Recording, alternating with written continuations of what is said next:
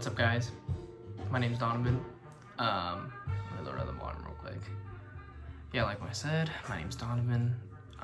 Welcome to my channel. This is my first ever video concerning vinyl, concerning records, concerning jazz. And so I thought it would be a great opportunity just for my first video, to show off some finds that I've had so far throughout the year. Yeah, a little about myself. I am, like I said, my name is Donovan. If you want to, go ahead and follow me on Instagram. My record Instagram for jazz vinyl is I'm Hard for Hardbop. I'll go ahead and link that in the description. But yeah, a little about myself. Like I said, my name is Donovan. I'm 19 years old. I'm a university student. So yeah, some hobbies that I have, like I said, I collect records. I love jazz. Jazz is the main genre of music that I tend to gravitate towards on jazz. I just stream whatever else I like, but jazz is kind of the main thing that I like to collect. So yeah, I want to shout out a few people though. I got into, record collecting maybe 3 years ago, and I watched a lot of people in the VC. First and foremost, the OG, Dillon from Noble Records, and then also Chris from Turntable Man Cave. Dillon has, I would say, probably at least 50% has influenced 50% of my musical taste. Introduced me in a lot of rock, a lot of psych, a lot of blues, jazz too, and yeah, just some really killer stuff. Chris as well is someone that I watch a lot, especially when I want to, see some really killer jazz finds. Chris is the guy who, he has a lot of OGs, and so it's really nice seeing, and they're both friends too, so it's really nice seeing them kick it, talk about each other, hanging out. So yeah, it's really cool. Two of the people I watch are Ryan. I think it's just Ryan on YouTube, but on Instagram he's known as A Man in His Music. Super cool guy. Someone who I've gotten close with the past couple months. I saw him. I think his first video was the jazz vinyl tag for this year. The one that Chris started from Turntable Man Cave. But yeah, Ryan, super cool guy. Again, another university student. I think he's around the same age as me, like late teens, early 20s. Super diehard Coltrane fan. I can't wait until he finishes his discography, because I think right now he has about 90% of Coltrane's discography. He has a spreadsheet, which is super cool, featuring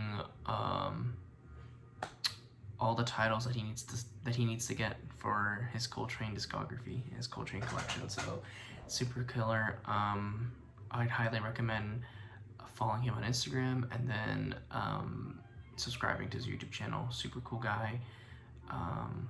Yeah, can't wait. Hopefully I can beat him one day. Even though he's on the East Coast, I'm on the West Coast, but hopefully, yeah, it'll be kind of cool. So shout out to Ryan. Ryan's super cool. I think Ryan was the one that kind of influenced me the most to start making videos, or at least start making this one right here.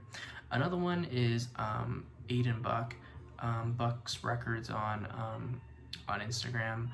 Again, another young guy. I think he's a university student as well, college student. So yeah, again, jazz lover. He knows what he's talking about. Super passionate guy. I think he's going to school. I don't know if he's majoring in jazz, but I could be wrong. But yeah, those four are killer YouTubers, they have killer channels and great Instagram accounts as well, so I would definitely recommend checking those guys out. Anyways, that intro was pretty long. first and foremost, before we get into the finds, let me go ahead and show you guys what's on the turntable right now. So this right here is Hiroshi Suzuki Cat. This is a half-speed mastering reissue on 180 gram vinyl, 33 RPM. It was released on re-release whatever the fuck we want jazz label. They release a lot of like rare Japanese like jazz. Yeah, an original this I've never even seen a listing for an original this before. I've seen like past listings on like Discogs, but I've never seen a listing for an OG of this one. So yeah, this is really cool to finally have this. This is probably one of the best sounding records in my collection. So yeah, if you guys don't know about this record, I would highly recommend you guys giving it a listen. Great album. Hiroshi Suzuki is a trombonist. It's also a trombone-led jazz session, so I highly recommend that. So yeah, these aren't all my finds. I kind of narrowed down to like a good maybe like 30% of the finds that I've had. I kind of just wanted to show you guys some rare stuff or even some cool stuff. I might make a video at the end of the year if I find anything cool, or I'll just go ahead and show you the rest of my finds later in the year, because it is only like October right now. So first things first, I'll go ahead and show some finds that I found. So these two right here were recent finds.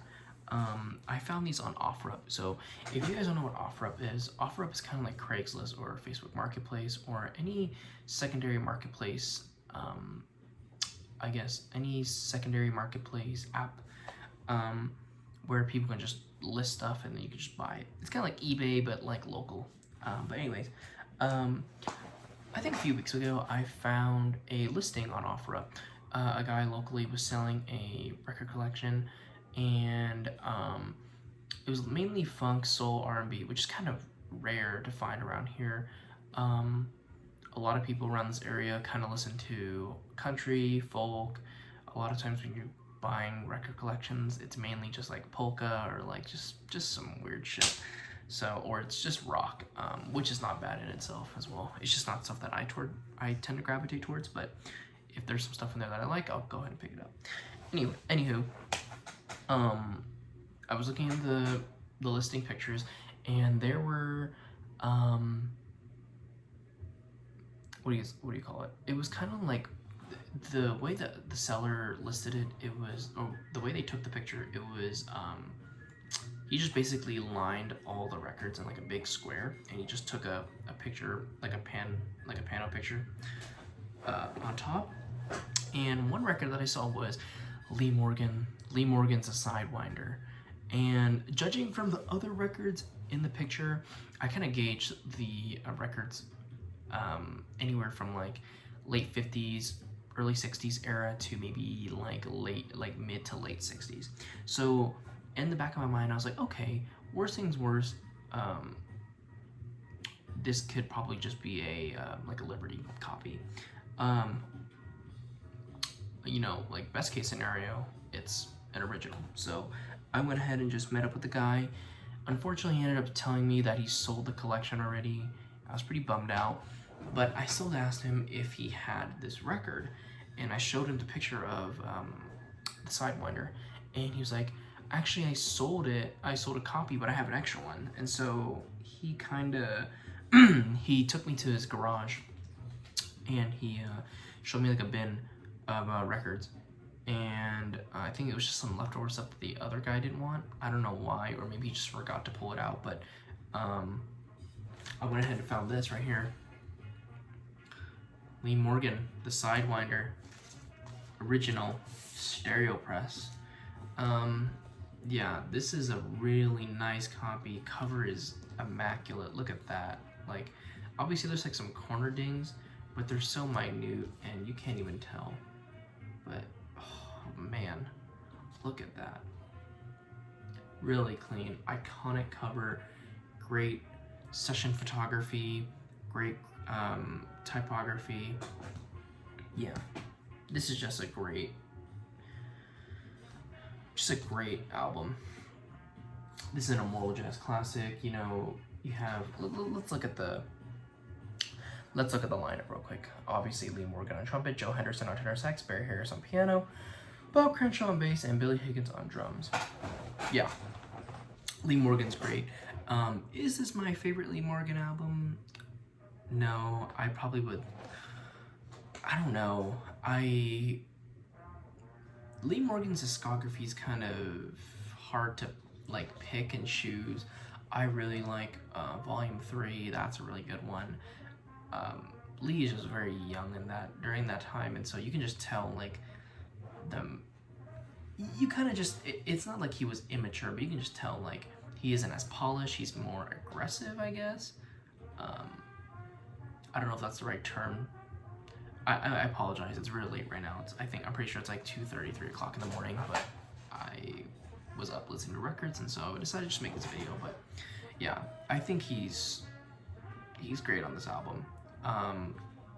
But yeah, I actually A/B'd this with my what do you call it? I actually A/B'd this with my Classic Series reissue, and the Classic Series reissue was surprisingly really well done. I mean, when I listened to it the first time, I thought it was great too, but yeah, I thought that the Classic Series had really quiet vinyl, so it was really pleasant listen. I would definitely recommend those to people who are definitely getting into vinyl.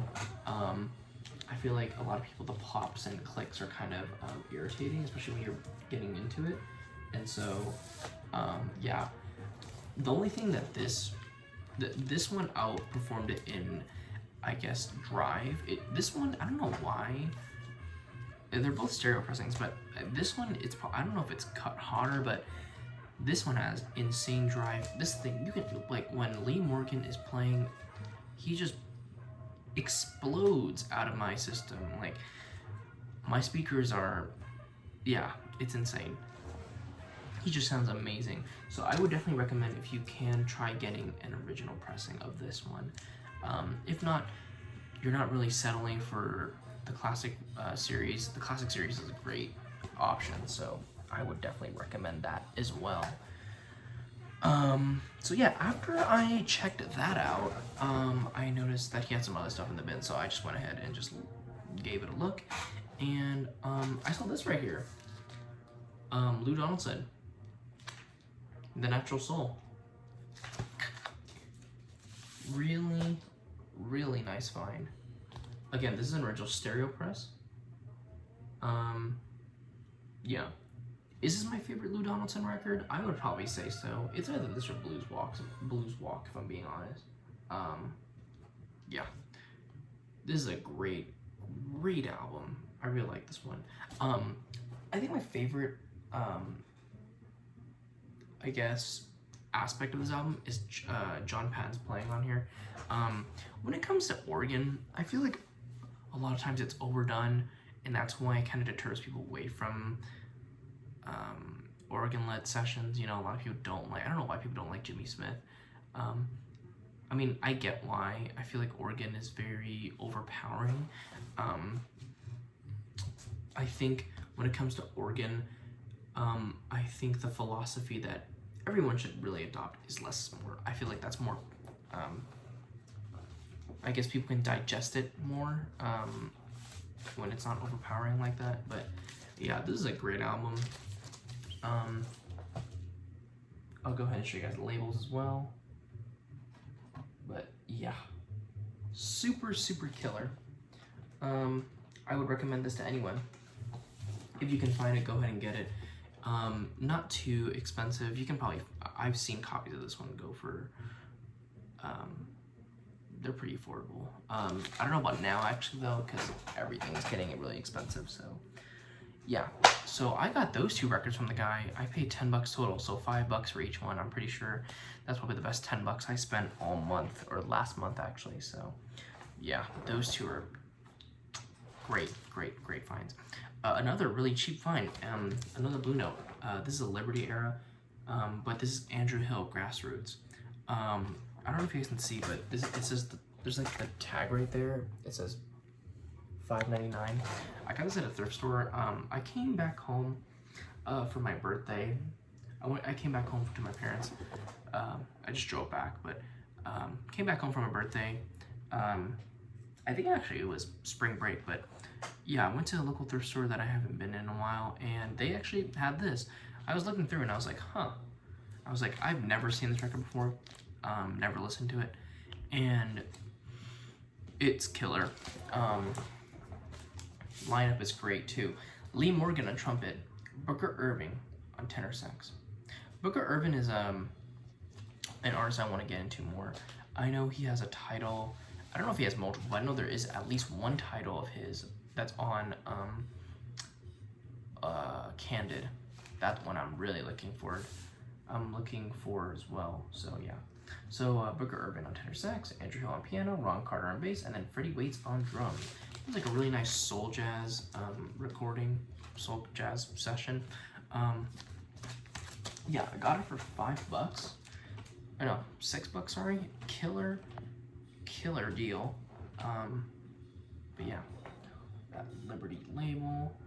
You guys can see the reflection, my computer in the background along with my phone that's recording. But yeah, it's just a great album. This is one I probably would want to return more before I can. I did a review on it, or like a post on it on my Instagram. But yeah, I'll link my Instagram on the description below. But I kind of want to review. I kind of want to return to this a couple more times before I give like an in-depth review, so to speak. So yeah. Next one up. The next two are gonna be two Monk records. So again, Thelonious Monk. We showed what Andrew Hill, pianist. Now we'll go ahead and segue into Thelonious Monk. Monk, I would probably say, is one of the most innovative pianists in history, especially when it comes to jazz. So, yeah. I'll go ahead and just show this one here. This is Monk's Moods on Prestige. Prestige 7159. Thelonious Monk. Originally, this was released as Thelonious Monk Trio, self-titled. I think that came out mid to late 50s, but that one's really rare. That's like $1,000. I don't know. Is it $1,000? I can't remember, but it's pretty expensive. So I'm glad I found this one. I found this at a local record store, less than $10, I think. It was like in the bins. I live in like a rural part of Southern California. So jazz is not really, what do you call it? It's not really like a high value item. Records, it's really, oh, the record just ended. It's really hard for record stores to sell jazz, and so they tend to either, one, not care about it, and so they price it low, or they just don't know, and so that's why they price it low. So yeah, really killer, really nice find. It's on that Fireworks label on Prestige. So yeah, super nice. Again, Monk, like I said, super innovative player, and even during these early sessions on Prestige, you can just see, you know, aspects of the Monk that we will come to know, and those aspects are definitely seen in this next one, which is Monk Straight No Chaser. Found this one at a local record store, not the same one as this one, but a different one. This is a really nice, super clean. This thing's minty. No seams, no splits. Not even like corner dings. But yeah, this is really nice. Monk Straight No Chaser. I really like Monk's Columbia outfit. Solo Monk's good. Crisscross. Yeah, I think his is great.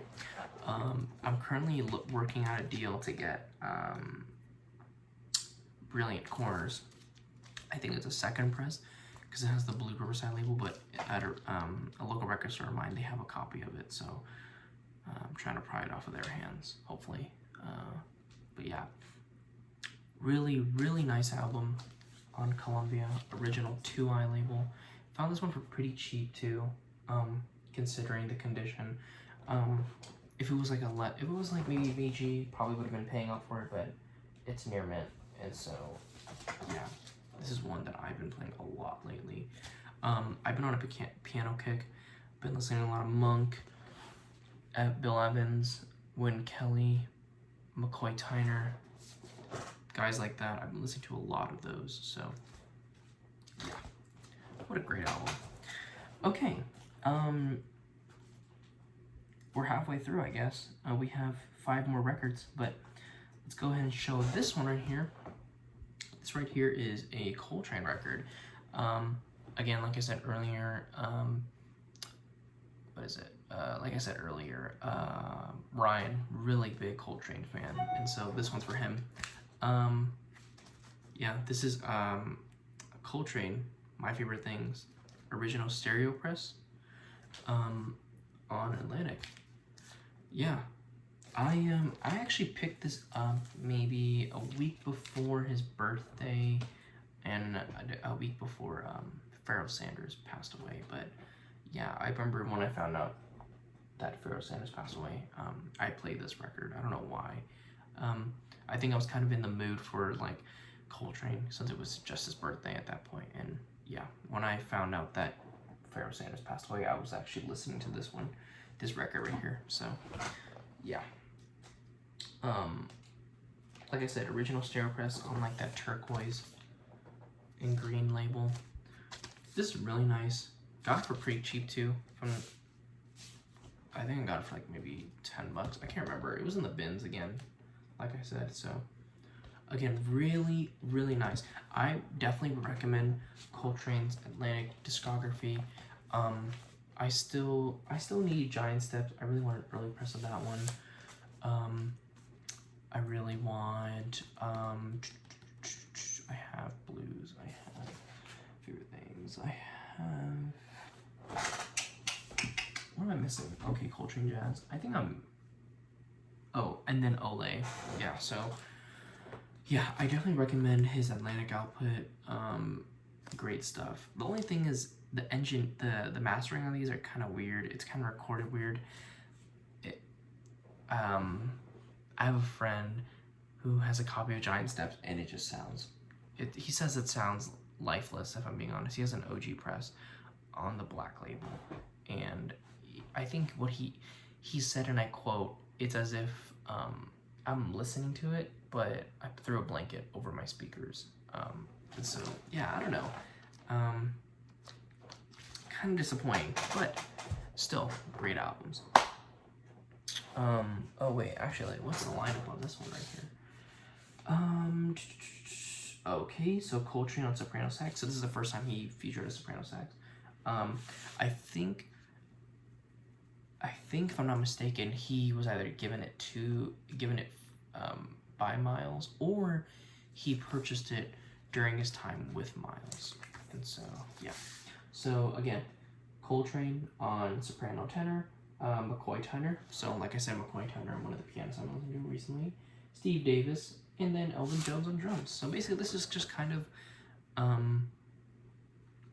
his kind of quartet on Impulse, except, you know, it's Steve, what is it?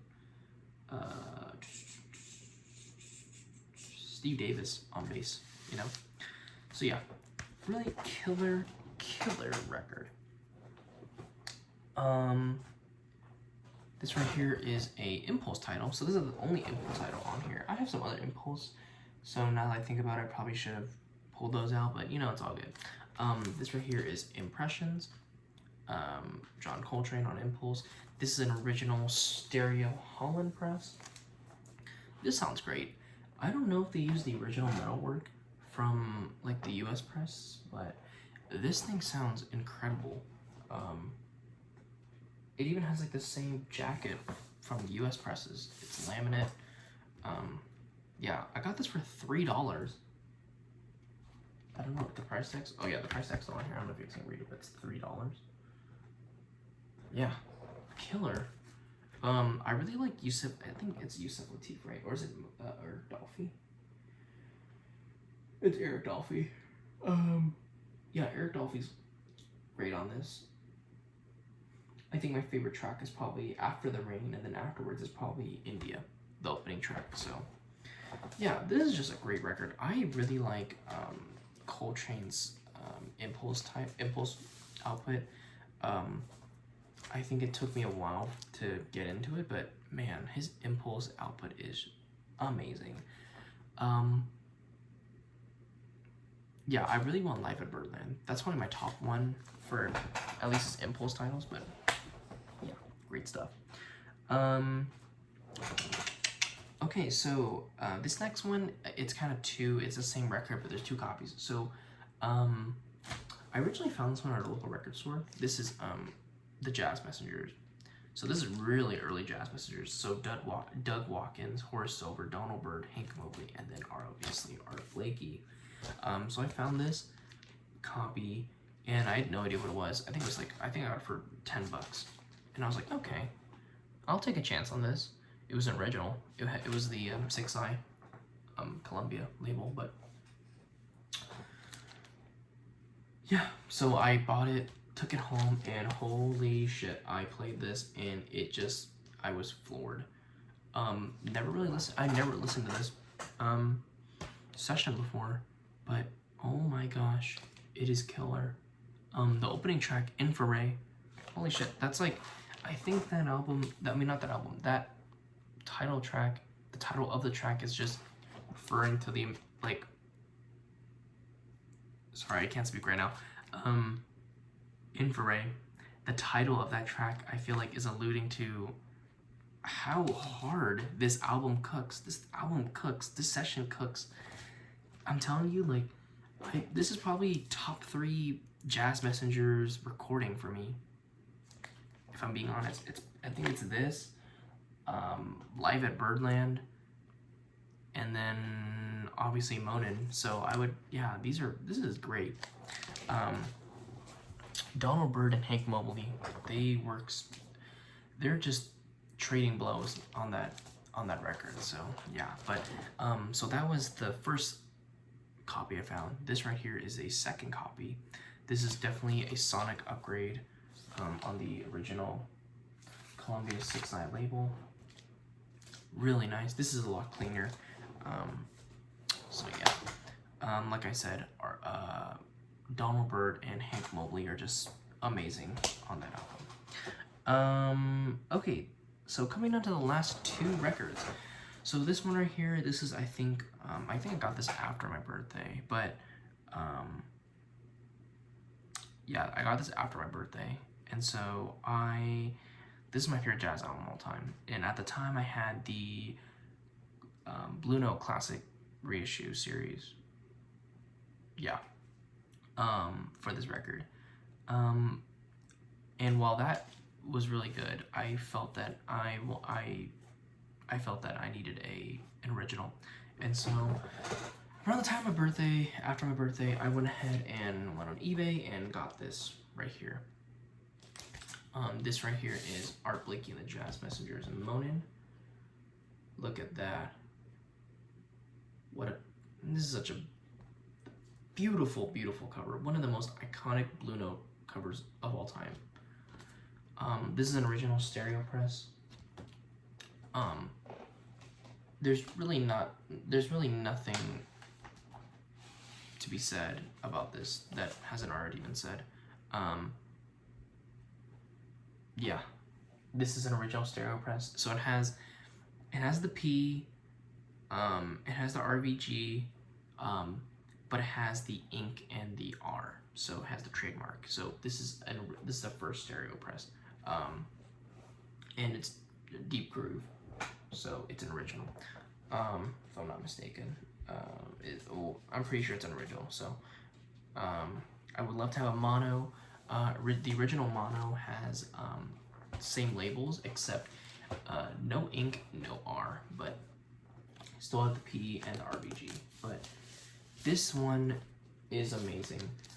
Like I said earlier about the Sidewinder, I also AB'd this one with my Classic Series reissue, and this thing, I don't know, this thing is so dynamic. It literally just blares out of my system, and it's so good. This is my favorite jazz album of all time. This is the album that really got me into jazz. This is the album that got me into Lee Morgan and Benny Golson and then Bobby Timmons. Is Jimmy Merritt on this? Yeah, Jimmy Merritt as well. But yeah, this album made me fall in love with Lee Morgan. And there's actually a video of Art Blakey and the Jazz Messengers, I think in somewhere in the EU,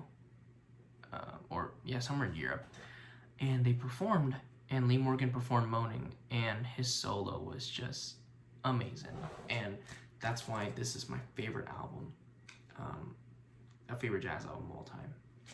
And yeah, okay, great late birthday present too.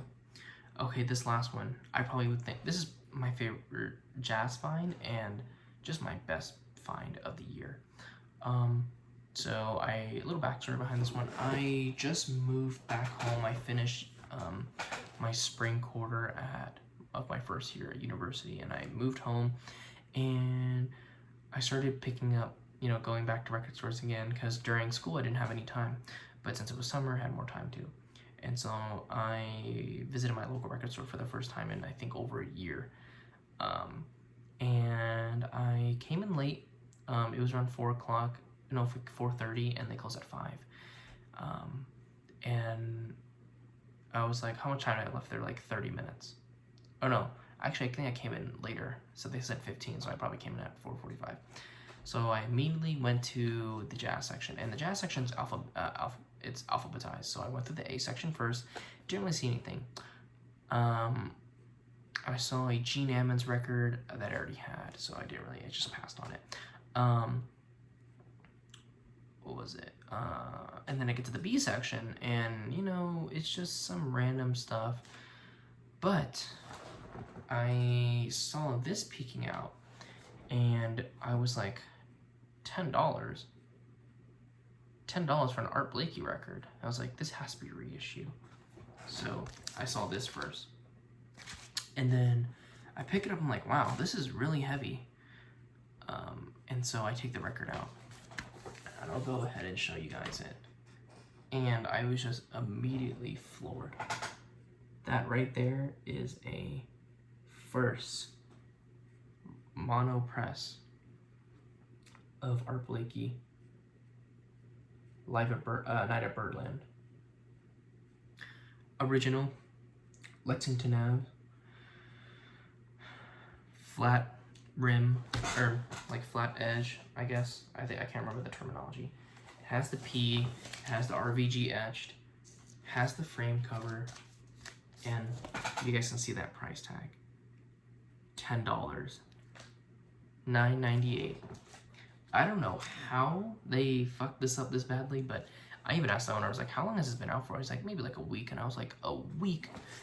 Again, like I said, that just shows how there's no one listens to jazz in the area that I live in, so it's great for me. But yeah, this is probably my best jazz find of 2021. Oh no, sorry, 2022, sorry. But yeah. Yeah, A Night at Birdland with the Art Blakey Quintet. Clifford Brown on trumpet. Clifford Brown, man, what a young, it's so tragic, his story. I can't imagine the history of jazz if he, continued his career. We're probably talking about one of the greatest jazz musicians, period, in general. So yeah, Clifford Brown on trumpet, Lou Donaldson on alto sax, Horace Silver on piano, Curly Russell on bass, and Art Blakey on drums, obviously. But yeah. Yeah, this is just a great album. Like like Art Blakey said after the first track, I think he says, wow, what a recording session. I think that's what he says on here. And he's right. I think not a recording. I think wow, he says, wow, first time I enjoyed a record session. And he's right. like this is killer. Yeah, this is probably my best jazz find, just like period, in my collection, like in my time collecting. To find it not only in the bins but for $10, and it's an original Lexington, and this sounds incredible. There's some scratches on here, but man, this is cut so hot that you can't even hear any of that stuff. So yeah, so that's my best jazz vinyl find so far this year. Yeah, I really appreciate you guys tuning in. This kind of went over 35 minutes, so I apologize for that, but I appreciate everyone for watching. Hopefully I'll post soon, maybe. But yeah, thank you so much. I'll go ahead and link my Instagram down in the description. I'll go ahead and link Instagram and channels of the people that I discussed during the video. And yeah, thank you so much, and see you guys next time. Bye.